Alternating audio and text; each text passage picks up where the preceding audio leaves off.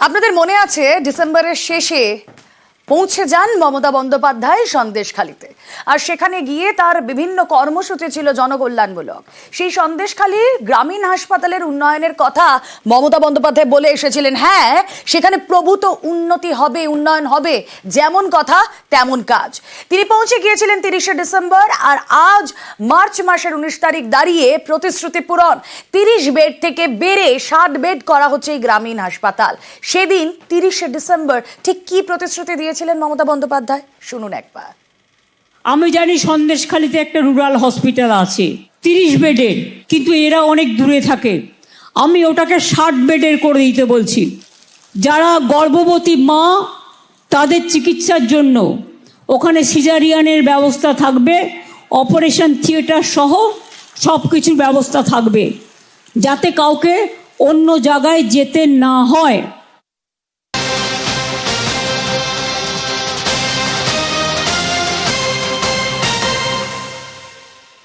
আপনাদের জানিয়ে রাখি, 8 কোটি টাকা খরচ করে হাসপাতালের উন্নয়ন। গত ডিসেম্বরে মমতা বন্দ্যোপাধ্যায় যে ঘোষণা করেছিলেন আপনাদেরকে শোনালাম, সন্দেশখালী গ্রামীণ হাসপাতালের উন্নয়ন। 30 বেড বিশিষ্ট এই হাসপাতাল এবার বেড়ে হচ্ছে 60 বেডের। 8 কোটি টাকা খরচ করে হাসপাতালের প্রভূত উন্নয়ন।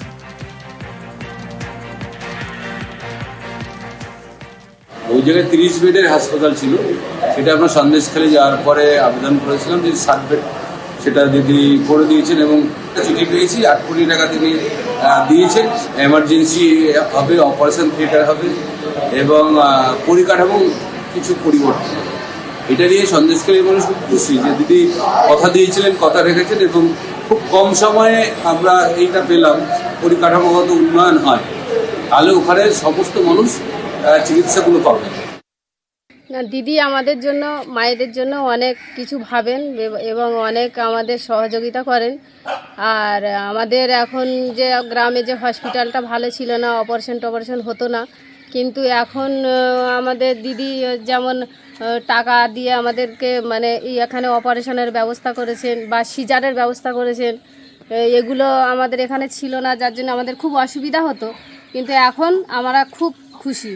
আমরা ইতিমধ্যে জানতে পারলাম আমাদের মাননীয় এমএলএ সাহেব, তারকে মুখ্যমন্ত্রী শুভেচ্ছা বার্তার মাধ্যমে জানতে পারলাম যে উনি এই সিজারিয়ান সেকশন এবং এই 30টা বেড নতুন করে হসপিটাল বিল্ডিংয়ের জন্য যে 8 কোটি টাকা তিনি অনুমোদন করেছেন। আমাদের সন্দেশখালীবাসীর পক্ষ থেকে মাননীয় মুখ্যমন্ত্রীকে অসংখ্য ধন্যবাদ জানাই যে তিনি শুধুমাত্র কথা দেন না, তিনি কথা দিলে কথা রাখেন। সন্দেশখালীর কথা বলছিলাম, আর এই সন্দেশখালীর কথা বললে একজনের নাম বলতেই হয়, তা হলেন শেখ শাহজাহান। এই শেখ শাহজাহান স্বমহিমায় জেলে বসেই হুমকি সন্দেশখালীর বেতাজ বাদশাহ।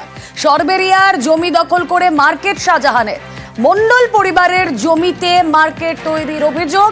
শাহজাহান গ্রেফতারির পর ইডি সিবিআই এ মন্ডল পরিবার, আর মন্ডল পরিবারকে জেলে বসেই হুমকির অভিযোগ।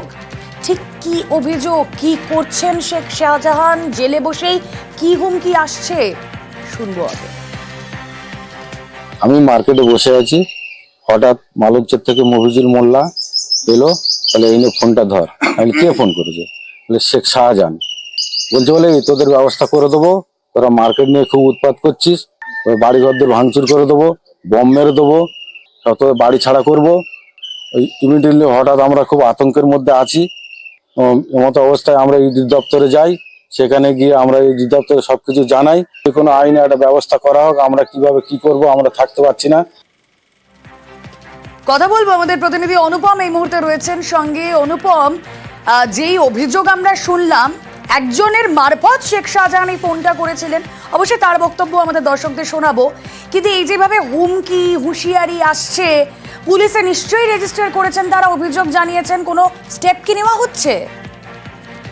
না দেখো, এখনো পর্যন্ত কোন রকম স্টেপ কিন্তু নেওয়া হয়নি। এবং এই যে মন্ডল পরিবারের তরফ থেকে কিন্তু ইডির কাছেও কিন্তু গতকাল কিন্তু অভিযোগ দায়ের করা হয়েছে এই মর্মে, যে ফোন মারফত মফিজুল মোল্লা নামে এক ব্যক্তি, যে শেখ শাহজাহানের ঘনিষ্ঠ এবং শেখ শাহজাহানের যে মাছের আড়ত সেখানে সে কাজ করে, সেই মফিজুল মোল্লার ফোনে শেখ শাহজাহান জেলের ভেতর থেকেই ফোন করে এই মন্ডল পরিবারের রবিন মন্ডলকে ফোনে হুমকি দেয় এবং তাকে বলা হয়, এমনটাই বলা হয় যে এই যে শেখ শাহজাহান যে মার্কেট, যে মার্কেটটা নিয়ে বিতর্ক হয়েছে 2024 সালের 7ই মার্চ থেকে আমরা খবরটাও করেছিলাম যে এই মন্ডল পরিবারের জমি দখল করে শেখ শাহজাহান জমি মার্কেট বানিয়েছে। সেই শাহজাহানের মার্কেটটাকে নিয়ে এই মন্ডল পরিবার ইডির দপ্তরে চলে যাচ্ছে, সিবিআই দপ্তরে যাচ্ছে। এইটা যেন তারা না যায়, বেশি বাড়াবাড়ি করলে তাদের বাড়ি ভাঙচুর করা হবে, তাদেরকে মানে যারা ভুক্তভোগী তারা যখন আধিকারিকদের কাছে যাচ্ছেন কেন্দ্রীয় তদন্তকারী সংস্থার, সে খবর শাহজাহান পেয়ে যাচ্ছে এবং তারপর হুমকি হুঁশিয়ারি আসছে। এই যে বললাম এর মধ্যে একজন মধ্যস্থতা করছেন, আসলে যার মাধ্যমে ফোন এসেছিল এই যে মফিজুল, তার সঙ্গেও যোগাযোগ করেছিলাম আমরা, তার কি রিয়াকশন শুনুন। একদম ভুল কথা, আর আমার সঙ্গে কোনো এরকম ব্যাপারে কোনো কথাই হয়নি। টোটাল আপনার ফালতু মিথ্যা অপবাদ দিয়ে কোনো লাভ সম্পূর্ণ ভিত্তি। এবার একটা অন্য ছবি দেখাই। বিধানসভার আঁচ গিয়ে পড়ল রাজপথে। বারুইপুরের সম্মুখ সমরে তৃণমূল বিজেপির বারুইপুর অভিযান, আর তাতে ব্যাপক উত্তেজনা। শুভেন্দু অধিকারী বিরোধী দলনেতা নেতৃত্বে জমায়েত মিছিল বিজেপির। শুভেন্দুদের গো ব্যাক স্লোগান তৃণমূলের। শুভেন্দু অধিকারীকে কালো পতাকা দেখানো হলো, শুভেন্দু অধিকারীর গাড়িতে লাঠি পেটার অভিযোগ উঠল। বিজেপি তৃণমূল স্লোগান পাল্টা স্লোগান, উত্তপ্ত রাজপথ।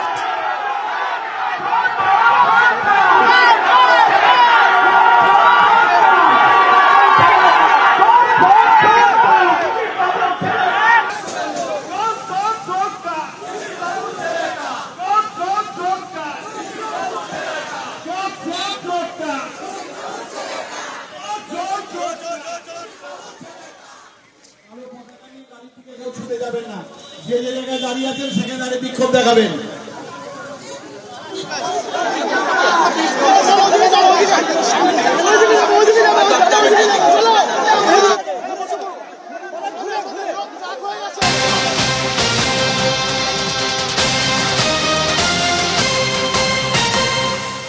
শুভেন্দু অধিকারীর আজকের এই অভিযান, আর তারপর আবারও অভিযানের ডাক, আবারও আন্দোলনের ডাক। 27শে মার্চ এসপি অফিস অভিযানের ডাক বিরোধী দলনেতার। শুভেন্দুকে পাল্টা কটাক্ষ তৃণমূলে।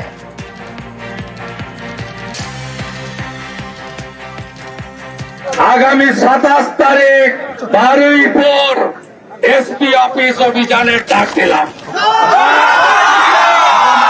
দু জায়গায় আমার বক্তব্য ছিল, মাঠে আর এসপি অফিসের সামনে। ওই বক্তব্যটা তোলা থাকলো 27 তারিখে আমি ওখানে দেব। 500-600 লোকের বেশি ওদের লোক হয়নি।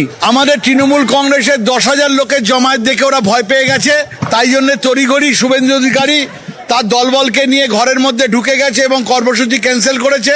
যদি কোনো সাংবাদিকের ভিডিও ফুটেজে দেখাতে পারে যে তার গাড়িতে কোনো হামলা হয়েছে কিংবা ঢিলছোড়া হয়েছে, তাহলে আমরা দায় মাথা পেতে নেবো। আগামীকাল আমাদের কর্মসূচি আমাদের থাকবে। ওরা তো এই রাস্তার মধ্যে গেছে, তাই রাস্তাটাকে অপবিত্র করেছে, তাকে ধুয়ে দিতে হবে।